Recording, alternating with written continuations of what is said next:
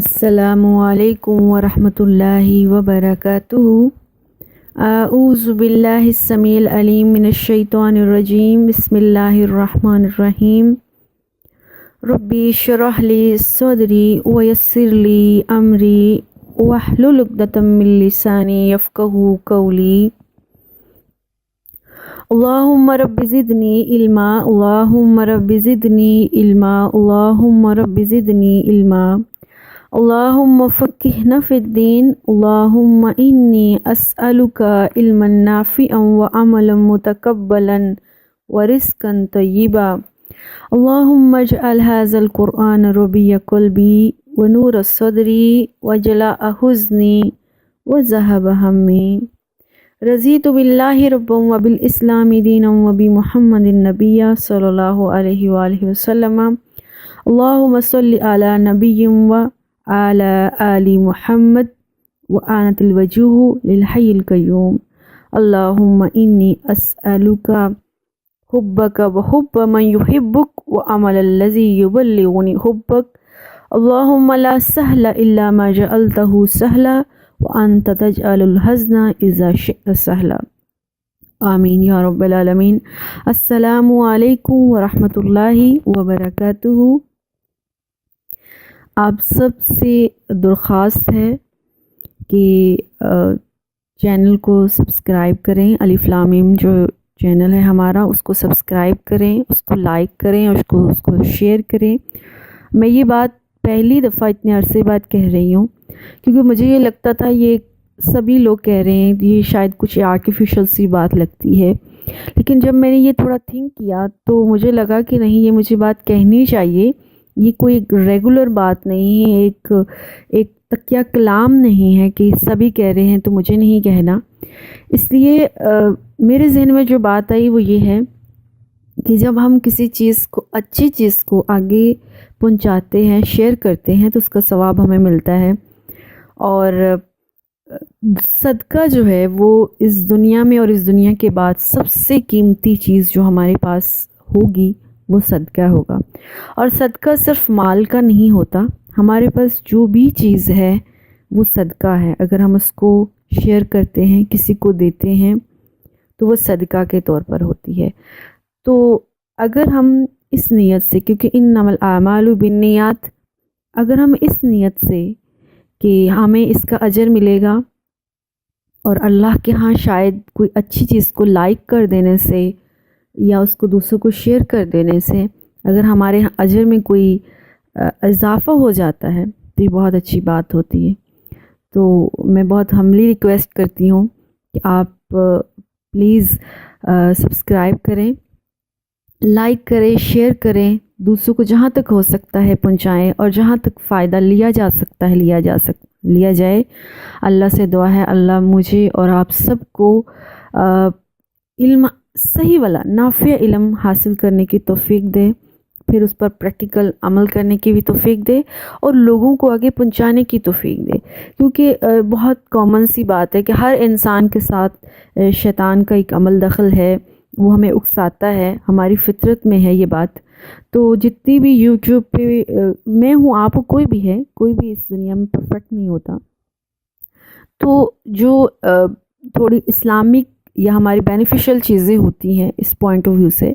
وہ ہم بہت کم دیکھتے ہیں، اور جو دوسری ادھر ادھر کی ویڈیوز اور دوسری جو چیزیں ہوتی وہ ہم زیادہ دیکھنے کی کوشش کرتے ہیں، کیونکہ نیچر ہے ہمارا اندر، یہ انہیرٹ ہو چکا ہوا ہے۔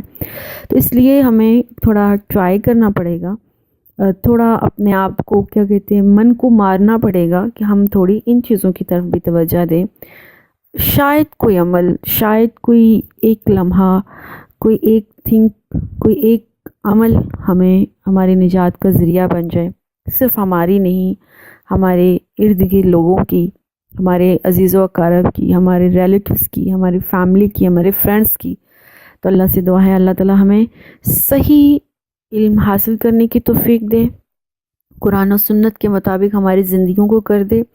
اللہم انی اسألک حبک وحب من یحبک، اور اللہ سے دعا ہے اللہ ہمیں ان لوگوں سے محبت کرنے کی، ان کے ساتھ جڑنے کی توفیق دے جو تجھے پسند ہیں، اور ویسے ویسے ہم سے کام کروا لے اللہ جو تجھے پسند ہے، آمین۔ والذین کذبوا، اور وہ لوگ جو جھٹلاتے ہیں بھی آیاتنا، کس کو؟ ہماری آیات کو۔ پچھلی جو آیت تھی آیت 37 میں 36 اور 37 میں اللہ سبحانہ و تعالیٰ نے فرمایا کہ کافر کہتے ہیں کہ ہمارے پاس کوئی نشانی ہے نہیں۔ آگے اللہ تعالیٰ نے بتایا کہ ایک ایک چیز دنیا میں ہمارے پاس نشانی ہے، اور آگے آیت 39 میں اللہ فرما رہے ہیں کہ والذین کذبوا بآیاتنا، جتنی بھی آیات نشانیاں تمہارے سامنے ہیں، جو لوگ ان کو جھٹلا دیتے ہیں، صم و بکم فی الظلمات، ایسے لوگ ایسے ہیں صم، جیسے بہرے ہیں، ان کو کچھ سنائی نہیں دیتا، وہ بکم، اور یہ گونگے ہیں، فی الظلمات، اور یہ اندھیروں میں بھٹک رہے ہیں، جیسے ان کو کچھ نظر ہی نہیں آ رہا، یعنی اندھے، گونگے اور بہرے ہیں۔ من یشاء اللہ یضللہ، جس کو اللہ چاہتا ہے اللہ گمراہ کر دیتا ہے، اللہم لا جعلنا منہم۔ ومن یشاء یجعلہ علی صراط مستقیم، اور جس کو اللہ سبحانہ و تعالیٰ چاہتے ہیں اللہ اس کو سیدھے راستے کی طرف ہدایت دیتے ہیں، اللہم جعلنا منہم۔ اب یہاں پر ایک سوال ذہن میں آتا ہے، جب اللہ ہی نہیں چاہتا ہمارے لیے ہدایت تو ہم کیسے ہدایت کے راستے پر چل سکتے ہیں؟ اور جب اللہ ہی نہیں چاہتا ہمارے لیے اچھا راستہ تو ہم کیسے اچھے راستے پر چلیں گے؟ پہلے بھی بات ہو چکی ہے کہ اللہ سبحانہ و تعالیٰ نے ہمارے اندر نیچر رکھ دی ہے اچھائی اور برائی کی۔ اس کی ایک میں دنیاوی اگزامپل دوں گی، جیسے کلاس میں کچھ اسٹوڈنٹ ہیں جو کہ زیادہ سے زیادہ ٹیچر کی بات سنتے ہیں، اچھا کام کرتے ہیں، ڈیلی اپنا کام وقت پر کرتے ہیں، اور ان کا شوق و یہ جذبہ ہوتا ہے ان کو مزید سکھایا جائے۔ ایسے بریلینٹ ٹیلنٹ کو ٹیچر دیکھ کر بھی ان کی ہیلپ کرتی ہے، ان کو بکس ریکمینڈ کرتی ہے، ان کو ایکسٹرا نوٹس ریکمینڈ کرتی ہے، ان کو مزید راستہ فراہم کرتی ہے تاکہ وہ اپنی منزل پر اچھے طریقے سے پہنچ سکیں۔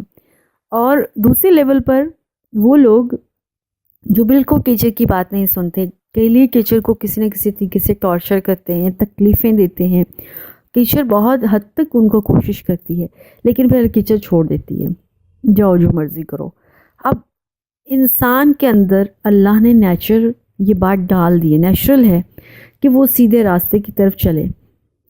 لیکن دوسرا راستہ بھی ہے، برائی کا بھی راستہ ہے۔ اب جو لوگ دین کی طرف، اللہ کی طرف چلتا ہے، جیسے حدیث میں آتا ہے جو اللہ کی طرف ایک قدم بڑھاتے ہیں اللہ تعالیٰ اس کے لیے 10 قدم بڑھاتے ہیں، جو اللہ کو بازوں کے ساتھ ملتے ہیں اللہ ان کو پورے کھلے آرم کے ساتھ ملتے ہیں۔ تو یہ ایک نیچرل بات ہے، یہ اللہ تعالیٰ کے قانون میں ہے کہ جو دین کی طرف، اللہ کی طرف ذرا سا بھی چلنے کی کوشش کرتا ہے اللہ تعالیٰ مزید اس کو راستے فراہم کرتے ہیں۔ تو یہی بات اللہ سبحانہ و تعالیٰ نے کہا ہے، جس کے اندر اللہ تعالیٰ یہ چیز دیکھ لیتے ہیں پازیٹیو کہ وہ اللہ کی طرف چلنے والا ہے، تو اللہ اس کو صراط مستقیم کی مزید ہدایت دیتا ہے، مزید اس کے لیے راستے آسان کرتا ہے۔ اس لیے ہمیشہ اللہ تعالیٰ سے دعا کرنا چاہیے، اللہم اہدنا الصراط المستقیم، اے اللہ ہمیں سیدھے کی راستے کی طرف ہدایت دے دے، آمین۔ قل ارأیتکم ان آتاکم عذاب اللہ، اے نبی ذرا ان سے کہہ دیجئے، ذرا دیکھو تو اگر اللہ کا عذاب کبھی زندگی میں اچانک آ جائے، او آتتکم الساعہ، یا کبھی قیامت اچانک آ جائے، غیر اللہ تدعون، کہ اس وقت بھی تم اللہ کو پکارو گے؟ کیونکہ مشرکین مکہ کی یہ ایک عادت تھی، اور مصیبت کے وقت جو بہت بڑی مصیبت ہوتی تھی تو وہ کیا کرتے تھے، وہ اپنے جیسے کہ بہت بڑی مصیبت آ گئی، یا خاص طور پر جب جہاز طوفان میں، سمندری طوفان، اس وقت سمندری سفر ہوتے تھے، اس میں بھنور میں پھنس جاتا تھا، تو شروع میں وہ اپنے بتوں کو پکارنا شروع کر دیتے تھے، لیکن جیسے ہی وہ دیکھتے تھے کہ مصیبت ٹلنے والے نہیں، بس اب تو سامنے موت ہے یا بس حشر آ گیا، تو وہی لوگ اللہ کو پکارنا شروع کر دیتے تھے۔ ایسا نہیں تھا کہ مکہ والوں کو اللہ سبحانہ و تعالیٰ کا بالکل پتہ نہیں تھا، جانتے تھے، لیکن یہ ان کی نیچرل ایک عادت تھی کہ وہ چھوٹی چھوٹی مصیبتوں کے لیے غیر اللہ کے پاس جاتے تھے، لیکن جب بڑی مصیبت آ جاتی تھی تو اللہ کی طرف رجوع کرتے تھے۔ یہی بات اللہ نے کہا ان کنتم صادقین، اگر تم سچے ہو تو جب بڑی مصیبت آئے گی، اللہ کا عذاب آئے گا، قیامت کی گھڑی آ جائے گی، تو پھر بھی تم دوسرے بتوں کو، اپنے دیوی دیوتا کو ہی پکارنا، اگر تم اپنی بات پر سچے ہو، بڑا تمہیں ان پر بلیف ہے، ایمان ہے، تو پھر بھی اللہ کو مت پکارنا، پھر بھی اپنے بتوں اور دیوی دیوتا کو ہی پکارنا۔ یہ جو ایک بات ہے، یہ صرف بات نہیں، اس کے پیچھے بہت خوبصورت ایک سٹوری ہے۔ اکرمہ بن ابو جہل رضی اللہ تعالیٰ عنہ، یہ ابو جہل کا بیٹا تھا اور اسلام لیا، اور اسلام لانے کا بہت خوبصورت واقعہ ہے۔ خیر ایک لمبی سٹوری ہے جس کو میں تھوڑا شارٹ کرتی ہوں کہ فتح مکہ کے موقع پر رسول اللہ صلی اللہ علیہ وسلم نے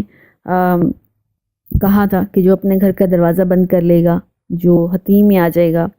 جو ابو سفیان کے گھر میں پناہ لے لے گا اور کچھ لوگوں کے گھر میں پناہ لے گا، اس کے لیے معافی کا اعلان ہے، یعنی جو لوگ مسلمانوں کے ساتھ آگے لڑیں گے نہیں، چپ کر کے اپنے گھر میں بیٹھ جائیں گے، یعنی وہ ایمان نہیں بھی لاتے، ان کو مسلمان کچھ کہنے والے نہیں ہیں، کوئی لڑائی کرنے والے نہیں ہیں، کیونکہ مسلمان فتح مکہ کے موقع پر کوئی لڑائی جنگ کرنے تو آئے نہیں تھے، اس شہر میں داخل ہونے آئے تھے، کسی کا قتل و غارت کا ارادہ تو تھا نہیں۔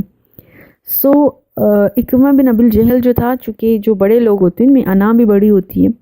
اب وہ دب کے اپنے گھر میں بیٹھنے والا بھی نہیں تھا، اس نے کیا کیا کہ شہر کو پار کرنا چاہا کہ کہیں اور بھاگ جاتا ہوں، جدہ کو کراس کر جاتا ہوں اور حبشہ کی طرف چلا جاتا ہوں، تاکہ میں مسلمانوں کے اس ظلم سے بچ سکوں۔ اب وہ جب کشتی میں بیٹھا تو راستے میں اس جہاز جو تھا، یہ کشتی جو تھا، وہ سمندر کے سینٹر میں جا کر ایک طوفان میں، یہ بھنور میں پھنس گئی۔ تو سارے مشرکوں نے اپنی عادت کے مطابق جو ہے دیوی دیوتاؤں کو پکارنا شروع کر دیا، اور اس نے بھی پکارنا شروع کر دیا۔ اب جو کشتی کا ملا تھا اس نے کہا تم کتنے بے وقوف ہو، تمہیں نہیں پتہ جب بالکل سامنے موت آ جاتی ہے، کوئی بڑی مصیبت آ جاتی ہے، تب یہ دیوی دیوتا کام نہیں آتے، تب عرش والا اللہ کام آتا ہے۔ تو اس نے کہا تم سب بہت بے وقوف ہو، مجھے تو آج سمجھ میں آئی، میں بھی بہت بے وقوف رہا، اگر یہ دیوی دیوتا کام آنے والے ہوتے تو سب سے زیادہ مجھے اور میرے ابا کو پروٹیکٹ کرتے، کیونکہ ان سب کو دیوی دیوتاؤں کو خوش رکھنے والا میں تھا یا میرا ابا تھا، ابو جہل تھا۔ مجھے تو سمجھ ہی آ جائی ہے یہ کسی کے کام نہیں آتے، نہ خشکیوں میں نہ سمندر کے اندر، جہاں پر بھی ہیلپ کرنے والی کوئی ہستی ہے تو وہ اللہ کی ہے، اور وہ اللہ پر ایمان لے آیا۔ اللہ نے اس ایمان کے واسطے نہ صرف اکرمہ کو رضی اللہ تعالیٰ عنہ کو وہاں سے اس بھنور سے پھنسایا، وہاں پر جتنے بھی غیر مسلم لوگ تھے ان کو بھی اس بھنور سے بچا لیا اور ان کو بھی بچا لیا، اس طرح سے وہ مسلمان ہو گئے۔ جو اللہ پر یقین رکھنے والے ہوتے ہیں ان کو یہ بات پتہ ہے، ان کنتم صادقین، اگر آگے نے اللہ نے پوچھا ہے 40 نمبر آیت کے اینڈ پہ، اگر تم سچے ہو، اور جتنے بھی اللہ پر یقین رکھنے والے لوگ ہیں وہ یہ جانتے ہیں کہ ہر چھوٹی اور بڑی مصیبت میں صرف اللہ ہی کام آنے والا ہے۔ آیت نمبر 41 میں اللہ تعالیٰ نے یہی بات کی، بل ایاہ تدعون یکشف، بلکہ حقیقت کیا ہے کہ اس بڑی مصیبت کے وقت تم صرف خالص اللہ کو پکارو گے، اور یہ بات تمہیں بھی پتہ ہے۔ فَيَكْشِفُ مَا تَدْعُونَ إِلَيْهِ إِن يَشَاء، پھر کون بچائے گا تمہیں؟ اللہ۔ پھر وہ جو دیوی دیوتا جن کو تم پکارتے تھے وہ ان کو تم نہیں پکارو گے، ان شاء، اگر تم چاہو، وَتَنْسَوْنَ مَا تُشْرِكُونَ، اور پھر یہ ہوتا یہ ہے اس مصیبت میں صرف خالص ہو کر تم اللہ کو پکارتے ہو اور اس مصیبت میں اللہ ہی کام آتا ہے، اور اس گھڑی میں ایسا ہوتا ہے تمہارے منہ سے ایسی باتیں نکلتی ہیں اللہ کے لیے خالص ہونے والی، اللہ کے ساتھ جڑ جانے والی، توحید والی، اور اس لمحے میں تم اپنے مشرک جن سے شرک کر رہے تھے، وہ جو تمہارے دیوی دیوتا تھے، وَتَنْسَوْنَ مَا تُشْرِكُونَ، تم ان کو بھول ہی جاتے ہو، ان کی طرف تمہاری توجہ ہٹ جاتی، خالصتاً اللہ کو پکارنا شروع کر دیتے ہو۔ یہی کام اکرمہ نے بھی کیا، اور رضی اللہ تعالیٰ عنہ باقی ساری زندگی انہوں نے اللہ کی اور اللہ کے نبی کی خدمت کے لیے گزار دی۔ آیت نمبر 42 ہے، وَلَقَدْ أَرْسَلْنَا إِلَىٰ أُمَمٍ مِّن قَبْلِكَ، اے نبی ہم نے آپ سے پہلے بھی بہت سے رسول، بہت سی قوموں کے ساتھ ظاہر نبی بھی آئے، تو بہت سے ارسلنا الی امم من قبلک، بہت سی قومیں آپ سے پہلے بھیجیں، فاخذناہم بالبأساء والضراء، اور پھر اللہ سبحانہ و تعالیٰ نے ان کی نافرمانی کی وجہ سے ان پر بہت زیادہ مصیبتیں ڈالیں، والضراء، اور بہت زیادہ تکلیفیں ڈالی، لعلہم یتضرعون، تاکہ مصیبتیں اور پریشانیاں دیکھ کر وہ اللہ سے عاجزی کریں، اللہ تعالیٰ اس کے سامنے جھک جائیں۔ لیکن ان لوگوں کی حق درمی تو یہاں تک رہی، وہ مصیبتیں اور پریشانیاں دیکھ کر بھی ان کے اندر جو فطرت سلیم تھی وہ ابری نہیں۔ فلولا اذ جاءہم بأسنا تضرعوا، بس جب ان کے اوپر ہمارا عذاب آتا ہے تو وہ گڑ گڑاتے کیوں نہیں ہیں، اللہ کو کیوں نہیں پکارتے؟ ولیکن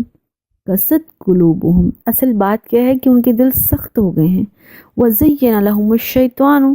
اور شیطان نے وہی برا کام ان کو اور خوبصورت کر کے پیش کر دیا ہے، ما کانوا یعملون، وہ جو کام پہلے کر رہے تھے شیطان ان کو کہتا نہیں تم ٹھیک راستے پر ہو۔ اور یہ بات ہم مکی دور میں دیکھ چکے ہیں کہ رسول اللہ صلی اللہ علیہ وسلم کے زمانے میں بھی قحط سالی آئی، خشک سالی آئی، وبائیں آئیں، بیماریاں آئیں، اور جب اللہ کے نبی نے ان کو اللہ سے توبہ کرنے کی، نافرمانیوں سے، سرکشیوں سے دور رہنے کی ہدایت کی، یہاں تک کہ موت کا فرشتہ بھی ان کے اوپر آ گیا، تو ان کا غرور، جھوٹی انا، دراصل شیطان ان کے کان میں یہ بات ڈالتا رہا، ساری عمر تم نے دیوی دیوتاؤں کو خوش رکھا، اب مرنے کے ٹائم پر کیا تم اللہ کو مان لو گے؟ شیطان نے ان کے برے کاموں کو وَزَيَّنَ لَهُمُ الشَّيْطَانُ، شیطان نے اور خوبصورت کر کے پیش کیا کہ تم سے زیادہ بہادر، تم سے زیادہ عقل مند اس دنیا میں کوئی آیا ہی نہیں، دیکھو تم اپنے راستے پر رہے، تم نے اپنی راستہ اور اپنی لائن کو چینج نہیں کیا۔ یہی بات پہلے دور کی قومیں بھی کرتی رہی، ہوا کیا، ان کے اوپر اللہ کا عذاب آیا اور پھر سارا کچھ تہس نہس کر کے چلا گیا۔ وہ اگزامپلز دے کر اللہ سبحانہ و تعالیٰ مکی دور کے لوگوں کو بات بتا رہے ہیں کہ اگر تم نے بھی ایسا کیا تو پھر تمہارے ساتھ بھی وہی حال ہوگا جو ان قوموں کے ساتھ ہوا۔ جب اللہ تعالیٰ نے آیت 44 ہے، فَلَمَّا نَسُوا مَا ذُكِرُوا بِهِ، جب وہ جو نصیحت اللہ ان کو دیتے رہے انہوں نے وہ بھلا دی تھی، فَتَحْنَا عَلَيْهِمْ أَبْوَابَ كُلِّ شَيْءٍ، پھر ہم نے ان کے اوپر ہر خوشحالی کے دروازے کھول دیے، حتیٰ یہاں تک کہ اذا فرحوا بما آتوا، وہ خوش ہونے لگے، اس قدر مگن ہو گئے کہ وہ اسی میں خوشی میں زندگی گزارنے لگے، فَأَخَذْنَاهُمْ بَغْتَةً، پھر اچانک ہم نے ان کے اوپر عذاب بھیجا اور ان کی پکڑ کی، فَإِذَا هُمْ مُبْلِسُونَ، اور وہ اچانک سے مایوس ہو گئے۔ یعنی جب اللہ سبحانہ و تعالیٰ دنیا میں بہت زیادہ کسی کے اوپر عیش و عشرت کی فراوانی کرتا ہے تو ہم لوگ اس میں مگن ہو جاتے ہیں اور اللہ سبحانہ و تعالیٰ کو یکسر بھول جاتے ہیں۔ ہم یہ سمجھتے ہیں کہ ہماری محنت، ہماری ترقی، ہماری ملکی معاشیت، ہمارا تہذیب و تمدن ترقی کر رہا ہے، یہ نہیں سمجھتے کہ اللہ سبحانہ و تعالیٰ کا اس میں کوئی امتحان تھا، ہمیں دینے والا وہ اللہ ہے، تو ہمیں یوز بھی اس کے احکامات کے مطابق کرنا چاہیے۔ پھر پہلی قوموں نے بھی ایسا کیا، اللہم لا جعلنا منہم، اللہ سے دعا ہے اللہ تعالیٰ نے جتنی بھی ہم پر آسانیاں کی ہیں، اپنی رحمتیں کی ہیں، عیش و عشرت دی ہے، ہمارے ملک کو ترقی دی ہے، ہمارے تہذیب و تمدن کو ترقی دی ہے، اللہ سے دعا ہے کہ اللہ ہمیں استطاعت دے، ہمت دے، ہمارا ساتھ دے۔ اللہم اہدنا الصراط المستقیم، ہم سیدھے راستے کی طرف جائیں تاکہ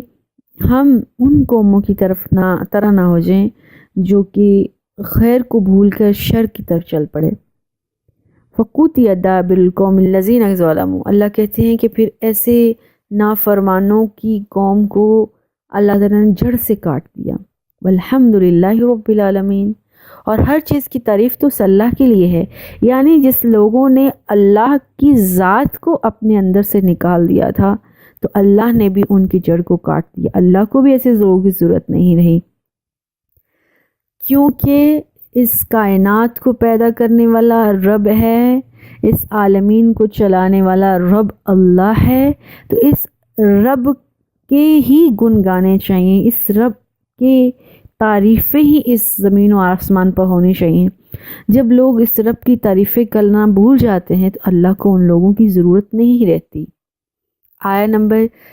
46 ہے، قُلْ أَرَأَيْتُمْ أَخَذَ اللَّهُ سَمْعَكُمْ۔ اللہ تعالیٰ کہہ رہے ہیں اے نبی ذرا ان کفار سے پوچھو تو، ذرا اگر کبھی اللہ تعالیٰ ان کے کانوں کو، ان کی سماعت کو چھین لے، وَأَبْصَارَكُمْ یا ان کی آنکھوں کو، آنکھوں کی بینائی کو چھین لے، وَخَتَمَ عَلَى قُلُوبِكُمْ اور کبھی اللہ تعالیٰ ان کے دل پر مہر لگا دے، دل ہی بند کر دے، مَنْ إِلَٰهٌ غَيْرُ اللَّهِ ذرا اے نبی ان سے پوچھو اللہ کے علاوہ اور کون الہ ہے، ان کے پاس کوئی رب، کوئی ایسی ہستی ہے، یأتکم بہ وہ ساری کی ساری چیزیں ان کو واپس لا کے دے دے۔ انظر ذرا دیکھو تو کیف نصرف الآیات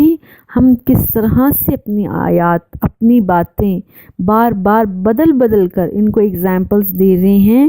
ثم ہم یصدفون لیکن یہ کسی بات پر کان نہیں دھر رہے، کسی بات پر توجہ نہیں کر رہے، کسی بات کو دل سے سمجھ نہیں رہے، اپنی آنکھوں سے دیکھ نہیں رہے، ثم ہم یصدفون اور پھر یہ ہر بات سے منہ موڑ لیتے ہیں۔ یعنی اللہ سبحانہ و تعالیٰ نے انسان کو 3 بہت بڑی نعمتیں دی ہیں، سماعت آنکھوں سے دیکھنا، دل سے سوچنا سمجھنا، عقل تمیز، انہی باتوں سے انسان سوچتا ہے، سمجھتا ہے، عقل کرتا ہے، تمیز کرتا ہے، اور انسان تھنکنگ کر کے بہت سی ایجادات کرتا ہے، علم اور فلسفے کی انتہا تک پہنچتا ہے۔ لیکن ان سب کو پیدا کرنے والا کون ہے؟ اللہ سبحانہ و تعالیٰ۔ اور اگر اللہ تعالیٰ اپنا دیا ہوا یہ عطیہ کبھی واپس لے لے، کوئی اللہ، کوئی الہ جن کو یہ لوگ اللہ کے علاوہ پکارتے ہیں، کیا یہ واپس دے سکتے ہیں؟ نہیں دے سکتے۔ آیہ نمبر 47 ہے، کل کہہ دیجئے اے نبی ارائیتکم ان آتاکم عذاب اللہ بغتہ اللہم لا جعلنا منہم۔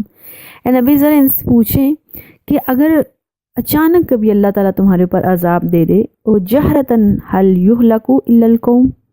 یا پھر کبھی علانیہ سامنے تمہارے دیکھتے دیکھتے تمہاری آنکھوں کے سامنے کبھی کوئی عذاب آ جائے، تو کیا ان ظالموں کے سوا کوئی اور ہے؟ کوئی اور ہے الا القوم الظالمین، ان ظالموں کو اس ہلاکت سے بچانے والا؟ یہ ظالم ہی اس ہلاکت میں جائیں گے۔ ظلم سے کیا مراد ہے؟ ظلم سے مراد ہے، ظلم کی جو عربی ایکچوئل ڈیفینیشن ہے اس کا مطلب یہ ہے کہ کسی چیز کو اس کی اصل جگہ سے ہٹا دینا۔ تو اسلام میں ظلم شرک کو کہتے ہیں، یعنی وہ لوگ جو مشرک ہیں، جو شرک کرتے ہیں، اللہ جب ان کے اوپر کوئی عذاب بھیج دے، کوئی ان کو سزا دے دے، تو ان کو اللہ کے علاوہ تو کوئی بچانے والا ہے نہیں۔ یعنی اللہ کو چھوڑ کر جو ظلم کیا ہے انہوں نے اپنی ذات کے اوپر، وہ غیر اللہ کی پرستش کی ہے، اور وہ غیر اللہ ان کو بچانے والا ہے نہیں۔ آیہ 48 ہے، وَمَا نُرْسِلُ الْمُرْسَلِينَ إِلَّا مُبَشِّرِينَ وَمُنذِرِينَ جتنے بھی رسول اس دنیا میں اللہ تعالیٰ نے بھیجے ہیں، اپنے پیغامبر بھیجے ہیں، وہ اس لیے بھیجے ہیں کہ لوگوں کو بشارت دیں، لوگوں کو خوشخبریاں دیں، لوگوں کو ڈرائیں۔ بشارت، خوشخبری کیا دینی ہے؟ جو ایمان لے آئے گا اس کے لیے خوشخبری ہے، اور جو ایمان نہیں لائے گا اس کے لیے سزا ہے۔ اور وہ بات آگے اگلی 2 آیات میں اللہ تعالیٰ نے واضح کر دی ہے، فَمَنْ آمَنَ وَأَصْلَحَ جو ایمان لے آیا اور جس نے اپنی اصلاح کر لی۔ ایمان لانے کا مطلب اللہ پر یقین کر لیا، ایک اللہ نے اس کو پیدا کیا ہے اور وہی اللہ اس کو دوبارہ مارے گا۔ وَأَصْلَحَ اور اس نے اصلاح کر لی، آج سے اللہ کی طرف رجوع کر لیا اور اپنے سارے کام معاملات اس اللہ کے لیے کرنا شروع کر دیے۔ فَلَا خَوْفٌ عَلَيْهِمْ ایسے لوگوں پر کوئی خوف نہیں ہوگا، وَلَا هُمْ يَحْزَنُونَ اور نہ ہی وہ غمگین ہوں گے۔ یعنی ایسے لوگوں کے لیے اللہ کے نبی خوشخبریاں لے کر آئے، ایک سمپل اور صاف میتھڈ اور کلیہ بتا دیا ہے کہ جتنے بھی لوگ حق پر، صداقت پر رہیں گے، اپنے راستے کو سیدھا رکھیں گے اور اللہ سبحانہ و تعالیٰ کے احکامات کی طرف چلتے رہیں گے، ان کے اوپر کوئی خوف نہیں ہوگا، کوئی غم نہیں ہوگا۔ خوف اور غم کیا ہوتا ہے؟ خوف اور غم جو ہے یہ انسان کی زندگی میں دو کیفیات ہوتی ہیں، اور خوف کا تعلق ہمیشہ فیوچر سے ہوتا ہے، آنے والے وقت سے، اور غم ہمیشہ گزری ہوئی بات پر ہوتا ہے، آنے والا پتہ نہیں کیا ہوگا۔ جو لوگ اللہ پر بیلیف رکھتے ہیں ان کو آنے والی زندگی کا کوئی خوف نہیں ہوتا، اور اس کے بارے میں وہ ذرا بھی کیوریس نہیں ہوتے، وہ کسی پامس کے پاس نہیں جاتے میرا کل کیسا گزرے گا، میرا آج کیسا گزرے گا، میرے اگلے 10 ڈیز یا 10 ایئرس کیسے ہوں گے، کیونکہ اس کو پتہ ہے جیسے میں گیٹس کروں گا، اچھے کام کروں گا یا کروں گی، اللہ سبحانہ و تعالیٰ کی نعمتیں آتی چلی جائیں گی، اور جو لوہے محفوظ میں لکھوایا ہوں نہ اس سے کچھ کمی ہوگی اور نہ ذاتی ہوگی۔ اور اگر میں صدقات کروں گا، خیرات کروں گا تو اس سے اضافہ ہوگا، اچھے کام کروں گا اس سے مزید اضافہ ہوگا، یہ ساری باتوں کا اس کو پتہ ہے۔ اور جیسے کہ حدیث میں آیا ہے کہ جو شخص آیت الکرسی پڑھتا ہے گھر سے نکلتے ہوئے 70,000 فرشتے اس کے لیے رحمت کی دعائیں کرتے ہیں، اس کے نگہبان بن جاتے ہیں، تو وہ ہر کام کو اس طریقے سے کرتا ہے، اور خود بخود فرشتوں جیسی عظیم مخلوقات اس کی خدمت میں لگ جاتی ہیں، اس کو فیوچر کا خوف تو ختم ہو گیا۔ اب ولا ہم یحزنون، اور ان کو گزری ہوئے زندگی کا کوئی غم نہیں، آج جو ہے وہ کل آنے والی زندگی میں کل ماضی بن جائے گا، اور آج اس کا اچھا گزرا تھا اس کا یقیناً ماضی بھی اچھا ہوگا۔ دونوں چیزیں اللہ کے پاس، اور ہمیشہ انسان کو ان دو چیزوں کا ہی افسوس رہتا ہے، اس کی وجہ سے وہ خوف کی وجہ سے ہمیشہ وہ پریشان رہتا ہے، اور غم کی وجہ سے وہ اندر ہی اندر کڑتا رہتا ہے۔ تو یہ مومن ان دونوں چیزوں پر سے محفوظ رہے گا، نہ اس کو خوف ہوگا اور نہ غم، اور بشارتیں ہی بشارتیں ہوں گی، اللہم اجعلنا منہم۔ لیکن آیہ نمبر 49 ہے والذین کذبوا بآیاتنا، لیکن جو لوگ اللہ کی آیات کو، اللہ کی نشانیوں کو، اللہ کی باتوں کو نہیں مانیں گے، نافرمانی کریں گے، یمسہم العذاب، ان کو عذاب ضرور چھوئے گا، ان کو عذاب ان نافرمانیوں کی وجہ سے ضرور سزا ملے گی، بما کانوا یفسقون، اس وجہ سے کہ وہ جو نافرمانیاں کرتے رہیں، اور ان نافرمانوں کے لیے جو نبی آئے ہیں وہ منذرین بن کر آئے ہیں، ڈرانے والے بن کر آئے ہیں۔ آیہ نمبر 50 ہے قل، کہہ دیجئے اے نبی، لا اقول لکم عندی خزائن اللہ، اے نبی آپ ان سے کہہ دیجئے کہ میرے پاس کوئی غیب کے خزانے ہیں نہیں، میں یہ نہیں کہتا کہ میرے پاس اللہ کی طرف سے کوئی غیب کے خزانے ہیں، ولا اعلم الغیب، اور نہ ہی میں غیب کی باتیں جانتا ہوں، ولا اقول لکم انی ملک، اور میں یہ بھی نہیں کہتا کہ میں کوئی فرشتہ ہوں، ان اتبع الا ما یوحی، میں تو صرف ان باتوں کی پیروی کرتا ہوں جو اللہ مجھے وحی کرتے ہیں۔ اے نبی لوگوں کو صاف بتا دو، نہ تمہارے پاس کوئی غیب کے خزانے ہیں، نہ تمہارے پاس کوئی علم الغیب ہے، نہ کوئی فرشتے ہو، آپ ایک انسان ہو، اور آپ کی طرف جو اللہ وحی کرتے ہیں آپ صرف اسی کی پیروی کرتے ہیں۔ قل اے نبی ان کو یہ بھی کہہ دو، هل یستوی الاعمی والبصیر، کیا دیکھنے والا اور اندھا کہ یہ دونوں برابر ہو سکتے ہیں؟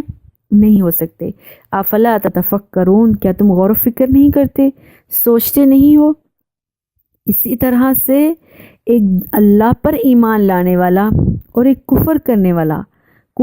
والا جہالت میں ہے، اندھا ہے، اور اللہ کی طرف توجہ کرنے والا، معجزات کو دیکھ کر ایمان لانے والا،